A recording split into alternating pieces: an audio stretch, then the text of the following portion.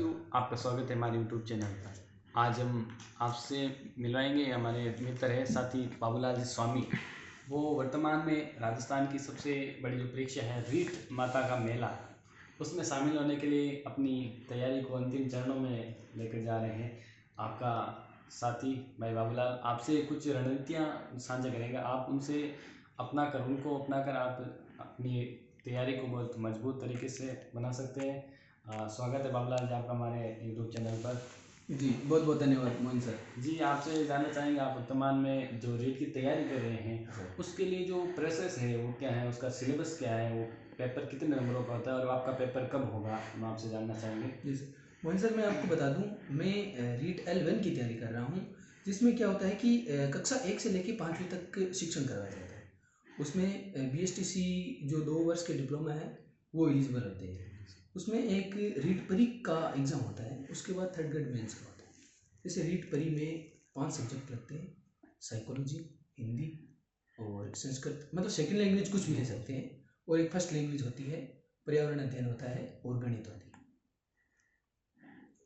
जी sir, मैं जानना चाहूँगा कि आपने जो ये सिलेबस बताया, आपने इनको 5 इकाइयों में, 5 भागों में आपने बांट कर जो अध्ययन किया है, आपने किन अध्यापकों से या किस कोचिंग से कोचिंग की, या आपने स्वयं पाठ्य के रूप में आपने अध्ययन किया, आप किस प्रकार आपने सिलेबस को कवर किया है?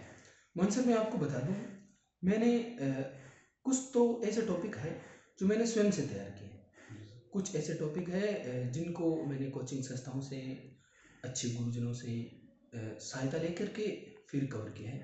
जैसे मैं आपको बता दूं, साइकोलॉजी के लिए मैंने उत्कर्ष चैनल है जयपुर क्लासरूम से मदन शर्मा सर, उनसे किया है। और जो सिकवाल की बुक आती है ना साइकोलॉजी की थ्योरी, वो पढ़ी है।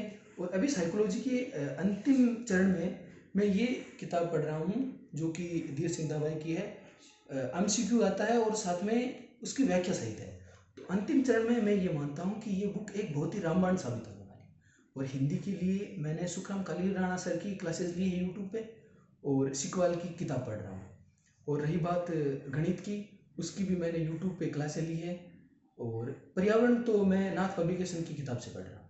और सेकंड लैंग्वेज जो संस्कृत है वो मैं उत्कर्ष कोचिंग के क्लासेज के नोट्स मिले हैं उनसे कर रहा हूँ। जी सर, हाँ, अंतिम समय में विद्यार्थी क्या है कि वो मार्केट में जो नए नए एडिशन आते हैं उनके पीछे दौड़ते हैं, उनको पढ़ने की पूरा सिलेबस कवर करने की कोशिश करते हैं। आप उनको किस प्रकार बताना चाहेंगे कि अंतिम समय में किस प्रकार की तैयारी करनी चाहिए? मोहन सर मैं आपको बता दूं, जैसे कि अंतिम समय में बच्चे में बहुत भटकाव होते हैं। अंतिम समय में एक जगह स्थिर रहना बहुत कठिन होता है। जैसे एक तो आएगी क्रेश कोर्स, एक आएगी 6-6 घंटे की मैराथन क्लासेज, या फिर नई नई किताबें, जैसे क्या नाम आएगा, रीट का कैप्सूल, रीट का संपूर्ण अध्ययन, 10 दिन में रीट। तो ऐसे रीट होती नहीं, जो आपने पहले पढ़ रखा है बस उन्हीं चैप्टर का सटीकता से रिवीजन करते रहो। उनको 4 से 5 बार पढ़ दो और रिवीजन कर लो। और अंतिम समय में एक ही इलाज है कि आप मॉक टेस्ट लगाओ। ज़्यादा से ज़्यादा मॉक टेस्ट लगाओगे उतना ही आपका कॉन्फिडेंस आएगा और उतना ही आपको वहाँ एग्ज़ाम में बहुत फ़ायदा होगा। नई किताब खरीदोगे वो आप पढ़ नहीं पाओगे, उससे आप क्या है कि ज़्यादा अवसाद, डिप्रेशन में चले जाओगे, तो वो सही नहीं है। सीमित समय में सीमित सामग्री ज़्यादा से ज़्यादा पढ़ो, वही सही है।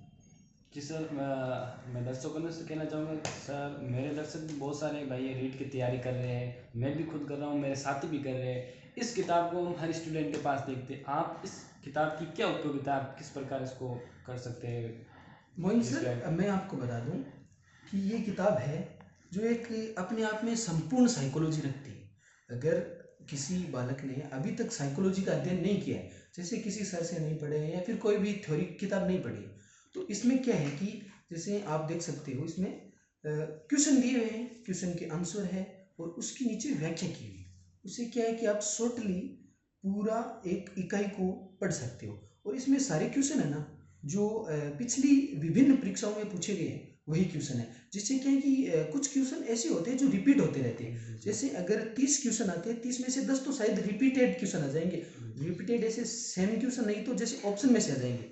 तो इसमें वो पूरी व्याख्या मिलेगी और बच्चे को बहुत ही फायदा होगा इसमें। बिल्कुल साथियों, जिस प्रकार बाबूलाल जी ने बताया कि इसमें PYQ है, साथियों परीक्षा जो विशेषज्ञ हैं उनका भी मानना है कि अगर आप PYQ का जो बार बार रिवीजन करेंगे तो आप निश्चित ही अपनी परीक्षा में सफलता हासिल कर सकते हैं। साथियों, हम भी भाई बाबूलाल जी स्वामी को अग्रिम शुभकामनाएं देना चाहते हैं। और एक बड़ा मुद्दा थर्ड ग्रेड की जो भर्ती है उसमें है कि राजस्थान सरकार जो महिला को लेकर वो आरक्षण 50% करने जा रही है, उसमें आपकी मतलब क्या कहना है उसके बारे में?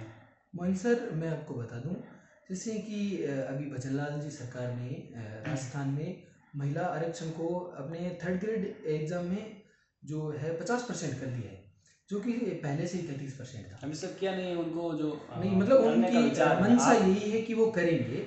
अभी तो विधि विभाग से वो अटक रहे हैं, लेकिन मंशा यही है कि करेंगे। घोषणा तो उन्होंने कर दी है, जो कि मैं सरासर गलत मानता हूँ। क्योंकि ना तो उन्होंने पिछली भर्ती में जो सिलेक्शन हुए महिलाओं के, उनके ना तो आंकड़े देखे हैं और ना ही कुछ विभाग से जानकारी प्राप्त किया। बस ऐसे ही आनन फानन में ये घोषणाएं की हुई है, जो कि बेरोजगार पुरुष छात्र है उनके लिए ये एक बहुत ही कुठाराघात होने वाला है। तो इसलिए भजनलाल जी सरकार से भी मैं यही निवेदन करूंगा कि इसको वापस 33% ही कर दो, आप सही रहेगा। बहुत बहुत धन्यवाद भाई बाबूलाल जी स्वामी, आप हमारे साथ जुड़े और हमारे दर्शकों को आपने जो रणनीति है रीट की, और रीट मेंस में भी आपसे जल्द ही आपसे इंटरव्यू करेंगे। आपकी एग्ज़ाम शायद 27 फरवरी को है।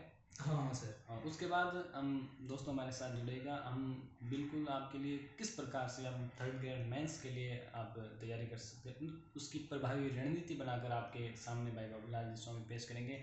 आज के लिए बस इतना ही। आप हमारे साथ आगे भी जुड़े रहिए, चैनल को सब्सक्राइब करें, शेयर करें वीडियो को ज़्यादा से ज़्यादा, और लाइक करें। कमेंट बॉक्स में आपकी जो भी और क्यूरीज है, जो भी आपकी परेशानी है, समस्याएं आप बताते रहें।